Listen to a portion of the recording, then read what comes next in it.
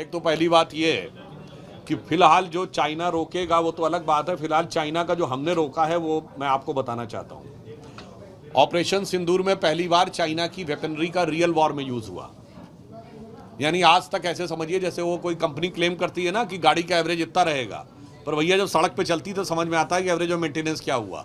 Real war में उनकी company, उनकी वेपनरी साबित नहीं हुई, अपने खरी नहीं उतरी। और इसका प्रमाण ये है कि जो एविक सिस्टम्स है, जो चाइनीज डिफेंस कंपनी बनाने वाली है, जो PL-15 उनका मिसाइल बनाते हैं और J-10 और J-17 एयरक्राफ्ट बनाते हैं, दोनों के स्टॉक्स 9 से लेके 20% तक गिरे।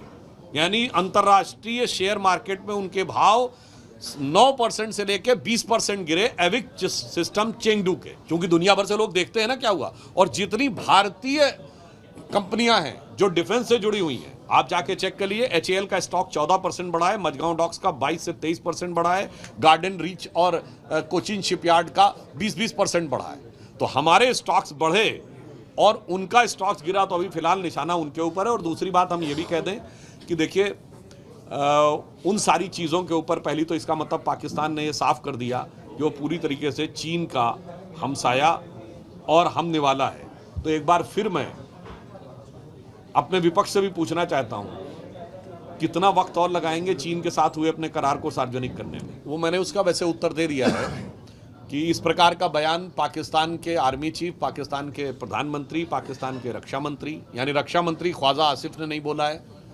प्रधानमंत्री शहबाज शरीफ ने नहीं बोला है, उनके आर्मी चीफ आसिम मुनीर ने नहीं बोला है, और मसूद अजहर और हाफिज सईद ने भी नहीं बोला है। तो भाई ये समझ लीजिए आसिफ, शरीफ, मुनीर और हाफिज से बड़ा मुहाफिज अगर कोई पाकिस्तान का बनने की कोशिश कर रहा है तो वो श्री राहुल गांधी जी है।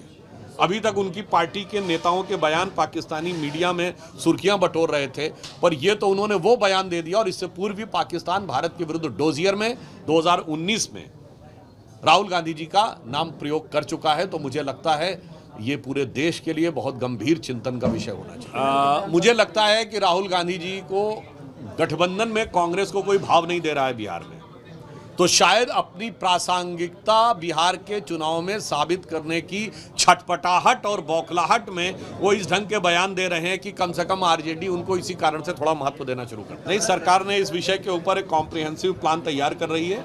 और जैसे साबरमती का आपने देखा कि कायाकल्प हुआ, गंगा का परिवर्तन हुआ, वैसे ही दिल्ली में यमुना का भी परिवर्तन हुआ। नहीं, यहाँ पे मैं आपको स्पष्ट कर दूं, हमारी सरकार आने से पहले भारत का बांग्लादेश के साथ सीमा निर्धारण ही नहीं था। ऐसे सैकड़ों गांव थे जो आधे भारत में और आधे बांग्लादेश में थे। सबसे पहले 2016 में हमने लैंड बाउंड्री एग्रीमेंट किया, यानी पहले ये तय हो गया कि कौन सा एरिया भारत में है, कौन सा वहाँ। उसके बाद उसके ऊपर पाकिस्तान की सीमा की तरह फेंसिंग की प्रक्रिया शुरू हो गई है और आधे से ज़्यादा, बल्कि शायद 75% कंप्लीट हो गई है। इसके बाद वहाँ से घुसपैठ करना मुश्किल होगा और जो कानूनों में हमने परिवर्तन किए सबको। ये इस बात का प्रमाण है कि CAA का जो लोग विरोध कर रहे थे वो भारत की सुरक्षा के संवेदनशील मामले के ऊपर राजनीति कर रहे थे, और यह इसका भी प्रमाण है। और राहुल गांधी जी जो ये कहते हैं ना कि साहब ये वोट एक्स्ट्रा डाल दिया गया, ये फेक था, तो क्यों नहीं NRC होने देते भाई?